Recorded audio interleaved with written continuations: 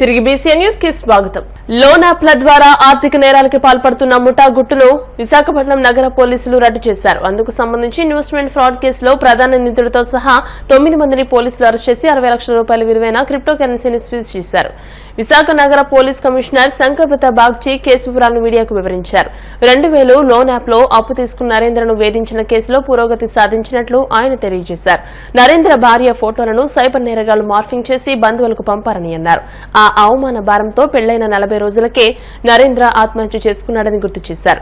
ఈ loan app ను ఈ ముఠా పాకిస్తాన్ కేంద్రంగా నడుపుతున్నట్టు గుర్తించామని తెలియజేశారు. దీని ద్వారా దాదాపు 200 కోట్ల లావాదేవీలు జరిగినట్టు గుర్తించామని అన్నారు. ఫస్ట్ టైం మొదటిసారిగా 60 లక్షల విలువైన క్రిప్టో కరెన్సీ సీజ్ చేయడం జరిగింది. అందుకే ప్రెస్ మీట్ పెట్టి ఇది చూపెడదామని. అది ఇష్యూ వచ్చేసి ఒక ఇన్స్టెంట్ లోన్ యాప్ ఫ్రాడ్.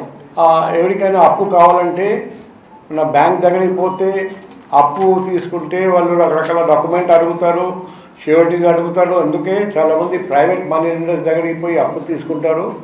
కొందరు ఆన్లైన్ లోన్ యాప్స్ నుండి అప్పు తీసుకుంటారు. అందులో ఆన్లైన్ లోన్ యాప్స్ అయితే 2 రకాలు ఉంటాయి. కొన్ని authorised by Reserve Bank of India, కొందరు unauthorised loan apps. Instant loan apps అంటారు. ఎందుకంటే డాక్యుమెంట్ ఏం అక్కర్లేదు, మీరు అడిగినంత అమౌంట్ ఇమీడియట్గా ఇచ్చేస్తారు. కాబట్టి ష్యూరిటీస్ అక్కర్లేదు. అందుకే చాలామంది వెంటనే డబ్బు వస్తుందని లోన్ యాప్ నుండి డబ్బు తీసుకుంటారు.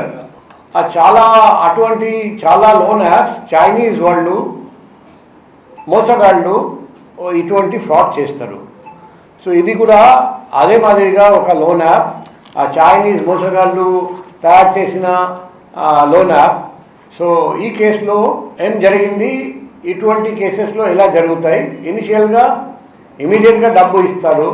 మీ మొత్తం అమౌంట్ కట్టేసిన తర్వాత అప్పుడు మొదలు పెడతారు, ఇంకా అమౌంట్ కట్టాలి, ఇంకా కట్టాలి, ఇంకా కట్టాలి.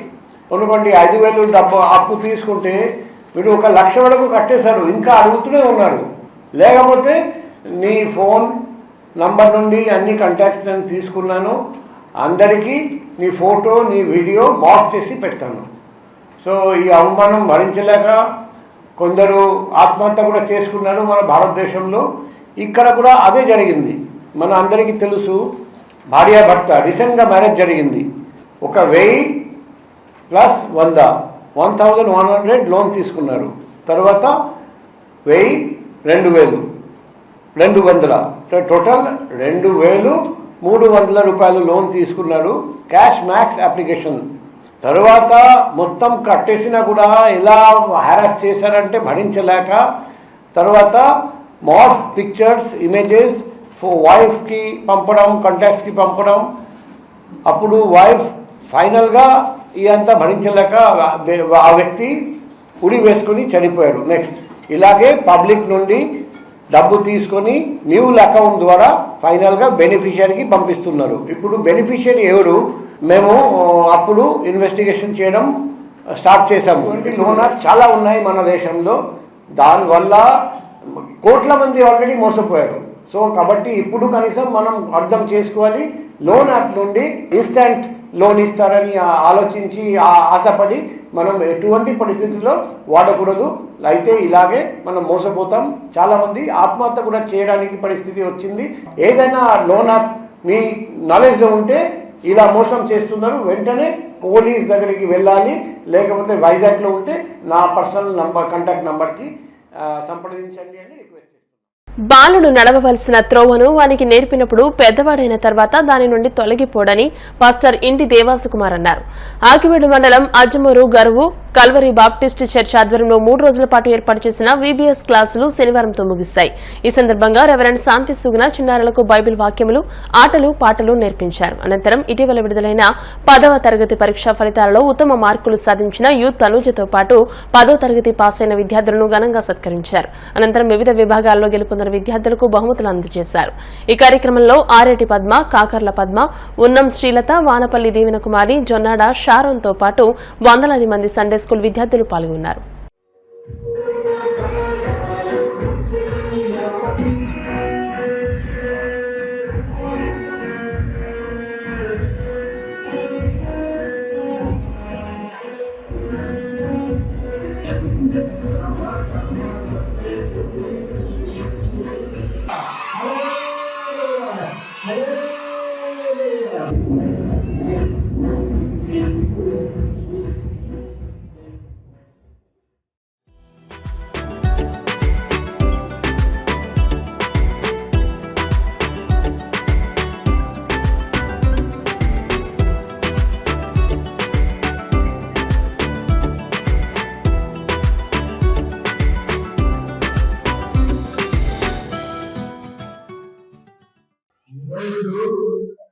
తదుపరి కార్యక్రమంలో కూడా వెకేషన్ కార్యక్రమాలు జరిగించడం జరిగింది. వెకేషన్ భారతదేశానికి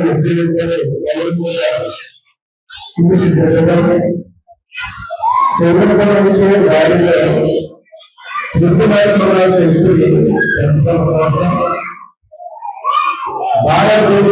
అవకాశాలు భారతదేశంలో కూడా భిన్నత్వంగా ఐక్యతను ఒక భారతదేశంలో పౌరులుగా వాటిని పూర్తి చేయడం కోసం ఒక అప్లికేషన్ ఈ కార్యక్రమంలో అన్ని గ్రామాలలో అనేక సంప్రదాయాలకు పాల్గొనడం జరిగింది.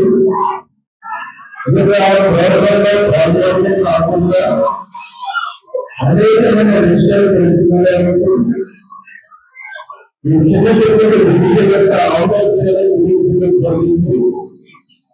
నేను బాగానే జరిగింది.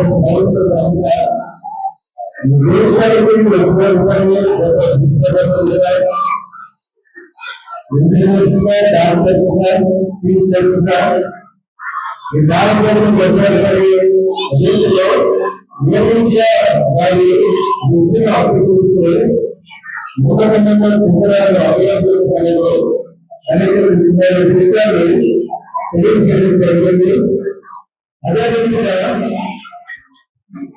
ఈ సంవత్సరం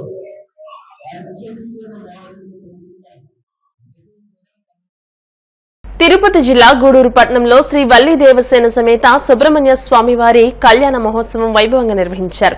శివాలయంలో గ్రహాలకు అధిపతి శ్రీ వల్లి దేవసేన సమేత శ్రీ సుబ్రహ్మణ్యేశ్వర స్వామివారికి విశేష అలంకరణ ఏర్పాటు చేసి మంగళ వాయిద్యాలు వేద మంత్రాల నడుమ కన్యాదానం మాంగళ్యధారణ కళ్యాణ మహోత్సవం వైభవంగా నిర్వహించారు. భక్తులు అధిక సంఖ్యలో హాజరై స్వామివారి కళ్యాణాన్ని తిలకించి తీర్థప్రసాదాలు స్వీకరించారు.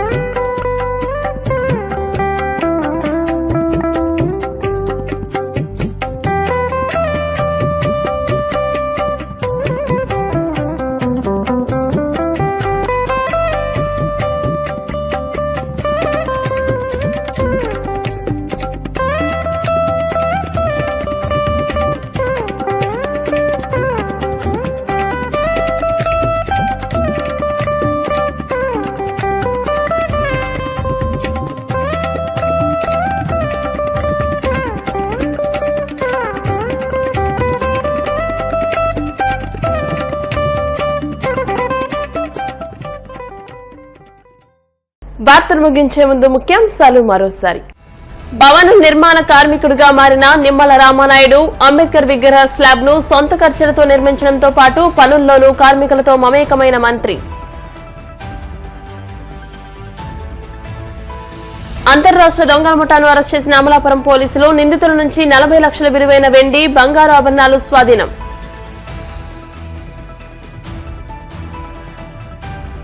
లోన్ యాప్లతో ఆర్థిక నేరాలకు పాల్పడుతోన్న ముఠా గుట్టురట్టు, ప్రధాన నిందితుడితో సహా 9 మందిని అరెస్ట్ చేసిన విశాఖ నగర పోలీసులు.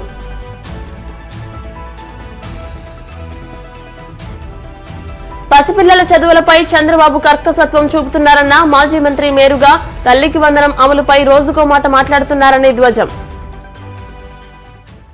ఈ వార్తలు ఇంతటితో సమాప్తం. మరిన్ని వార్తల కోసం BCN digital YouTube channel, Facebook page ని ఫాలో అవ్వండి. అప్డేటెడ్ వార్తల కోసం ప్లీజ్ సబ్స్క్రైబ్.